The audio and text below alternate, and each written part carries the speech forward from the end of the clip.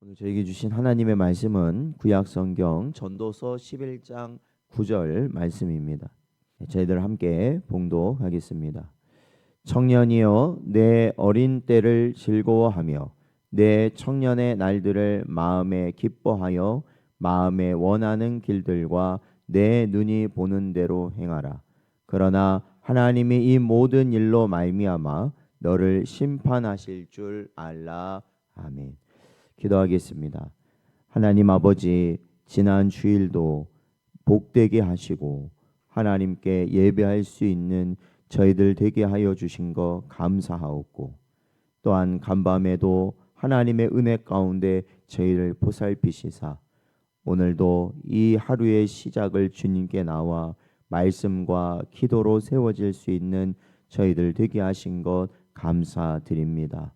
언제나 연약한 저희들을 불쌍히 여기시고 언제나 주님이 주신 은혜와 사랑과 긍휼을 저희들 언제나 마음에 간직하기보다는 우리의 육신의 원망과 불평과 다른 이를 향한 비난이 앞서니 저희를 불쌍히 여기시고 오직 성령께서 하나님이 원하시는 복된 길로 살아갈 수 있는 저희들 되도록 인도하여 주옵소서. 이 시간에도 주의 은혜 간절히 구하오며 이 모든 말씀 예수님의 이름으로 기도하옵나이다. 아멘. 오늘은 마지막을 준비하는 지혜라는 제목으로 하나님 말씀 증거합니다. 저희가 앞서서 살펴봤던 전도서 11장 1절에서 8절까지는 인생의 불확실함 속에서도 하나님을 신뢰하며 적극적으로 살아가야 한다라는 것을 교훈하고 있습니다. 그래서 1절에서는 너는 내 떡을 물 위에 던지라. 또한 5절에서는 바람의 길이 어떠함과 아이벤 자의 태에서 뼈가 어떻게 달아난지를 내가 알지 못한 같이 내가 알지 못한다라는 것. 그리고 8절에서는 캄캄한 날들이 많을 것이다. 이렇게 전도자는 말하면서 그럼에도 불구하고 하나님 한 분만을 신뢰하고 바라보며 살아가야 된다라는 것이죠. 이처럼 하나님은 인간의 알 수 없음 속에서도 믿음으로 사는 삶, 곧 기쁨과 순종의 삶을 우리에게 가르치셨습니다. 그러니까 우리의 마음이 불편하고 우리의 사실 삶 가운데 근심과 염려가 있고 하나님이 주시는 기쁨이 없는 순간들을 생각해 보시면 아마 여러분이 아실 건데 하나님의 말씀에 순종하지 않으려고 할 때 그렇게 되는 경우입니다. 보통은요. 그래서 사람의 관계가 틀어진다든지 어떤 물질로 인한 문제라든지 어쨌든 여러 가지 것들로 우리가 어렵고 힘든 순간을 맞이할 때가 있는데 그때 보면 그게 왜 어려워지냐면 그러한 일들이 있을 때 왜 어려워지냐면 하나님이 말씀하신 것이 있습니다. 분명히. 그것을 어떻게 하라 말씀하시는 게 있어요. 그런데 우리가 그거에 순종하지 않기 때문에 사실은 우리는 고민하고 염려하고 절망하고 원망하고 불평하게 되는 것이죠. 그래서 전도서에서는 그러한 삶이 분명히 우리가 이 땅을 살아가면서 있겠으나 하나님을 신뢰하고 온전히 순종할 때 그러한 기쁨 가운데 살게 된다는 것이죠. 오늘도 여기 계신 우리 모든 성도님들도 그러한 이 순종 가운데 참된 기쁨을 누리는 복된 여러분 되시기를 축원드립니다. 자, 이제 오늘 9절에서는 이러한 지침을 대상을 좀 좁혀서 말을 합니다. 누구를 향해서 말하냐면 이 청년에게 좁혀서 말합니다. 이 청년의 시기라는 것은 단순히 젊은 시기를 의미한다라는 의미도 있지만 조금 더 우리가 그 의미를 보면 인생에 있어서 제일 좋은 시기라고 말할 수 있습니다. 소위 말하면 황금기라고 말할 수 있죠. 하고 싶은 것, 그러니까 해보려는 모든 것을 감당할 수 있는 신체적 건강을 갖고 아름다움을 갖고 총명함을 갖고 사는 시기가 청년의 시기이기 때문에 그렇습니다. 그러니까 이러한 황금 시기라 불리는 이 청년의 시기를 우리가 어떻게 보내야 할 것인가라는 것을 전도자는 말하고 있습니다. 먼저는 두 가지 명령을 우리에게 보여주는데 첫 번째는 마음껏 즐겨라라는 것입니다. 청년의 때를 마음껏 즐겨라. 이 본문은 명백하게 시작합니다. 청년이여 내 어린 때를 즐거워하며 내 청년의 날들을 마음에 기뻐하라. 이렇게 말하고 있습니다. 하나님은 청년이 기뻐하는 것을 막지 않으십니다. 오히려 즐거워하라고 말씀하고 있습니다. 청년의 강건함과 열정과 도전 정신, 감정의 풍성함은 하나님이 주신 선물이기 때문에 그것을 만끽하라고 말씀하십니다. 제한할 필요 없다. 만끽해라 말씀하십니다. 시편 기자도 이렇게 말합니다. 시편 118편 24절 말씀을 보면 이 날은 여호와께서 정하신 것이라 이 날에 우리가 즐거워하고 기뻐하리로다 라고 시인은 노래합니다.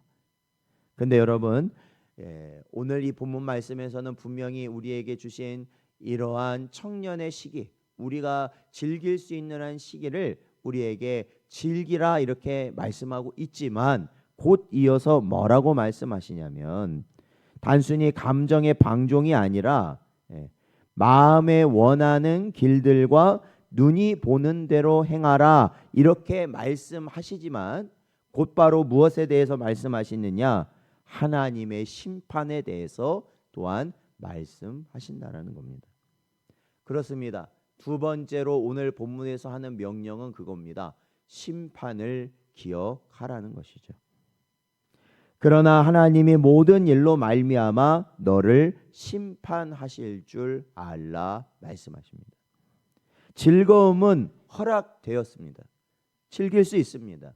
모든 것 내 마음대로 할 수 있습니다.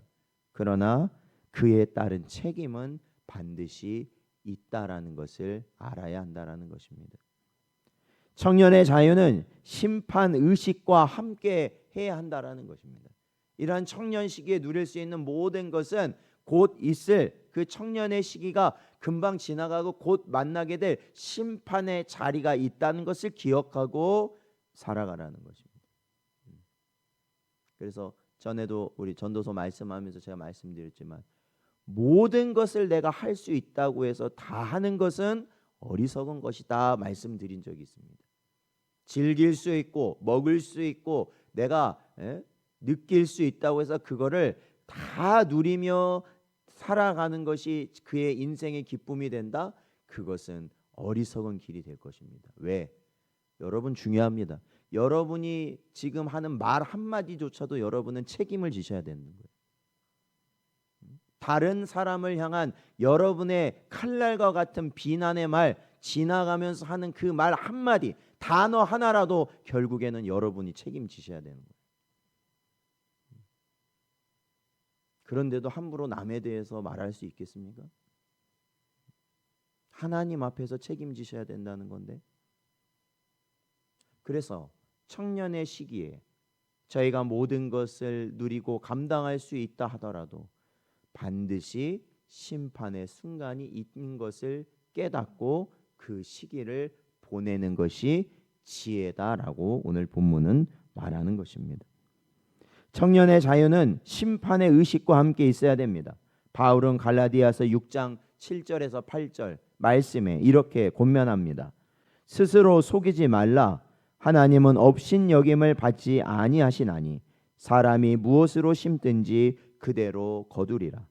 자기의 육체를 위하여 심는 자는 육체로부터 썩어질 것을 거두고 성령을 위하여 심는 자는 성령으로부터 영생을 거두리라 말씀하고 있습니다. 다윗의 삶이 그 본보기입니다. 그는 젊은 시절 많은 승리를 거두었습니다.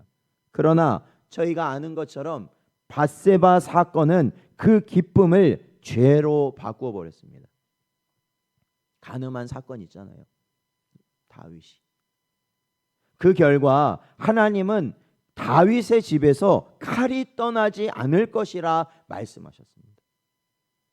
하나님은 은혜의 하나님이십니다. 여러분 왜 하나님이 은혜로우신 하나님이 되실 수 있는지 아십니까? 철저히 공의의 하나님이시기 때문에 그렇습니다. 먼지만한 죄악도 하나님은 절대 용납하지 않으시기 때문에 그렇습니다. 티끌만한 죄, 그러니까 오죽했으면 예수님이 그렇게 말씀하셨겠어요? 다른 이에게 라가라 하는 자는 지옥에 떨어질 것이다 말씀하셨거든요. 라가가 뭡니까? 우리 소위 말하면 욕입니다. 상대방을 향한 욕설 한마디가 지옥에 들어갈 이유가 된다라는 것입니다.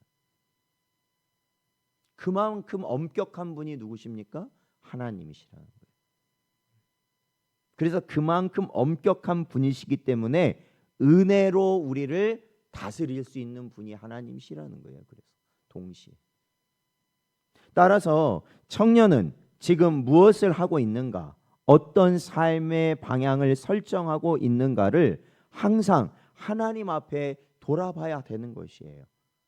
그러니까 우리가 그 심판을 향해 가고 있기 때문에 우리가 정말로 하나님 앞에서 이 심판을 의식하고 살아가지 않으면 우리는 어떻게 살 수밖에 없겠어요?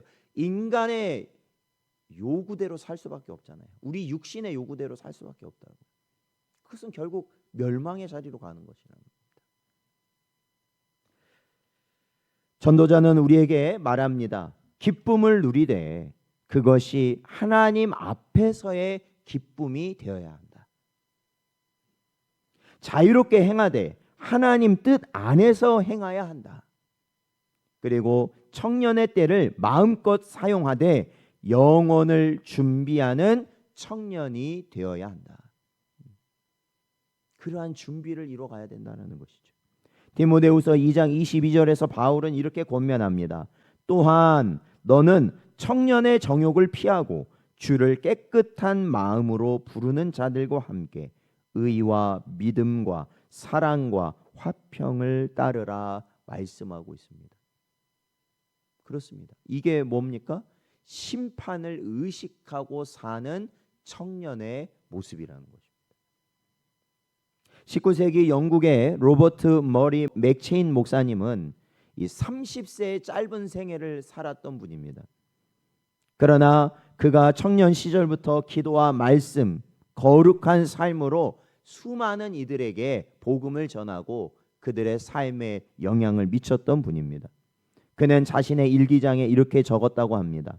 나는 오늘도 하나님 앞에 설 것을 기억하며 청년의 시간을 헛되이 보내지 않기를 기도한다. 이렇게 적었다고 합니다.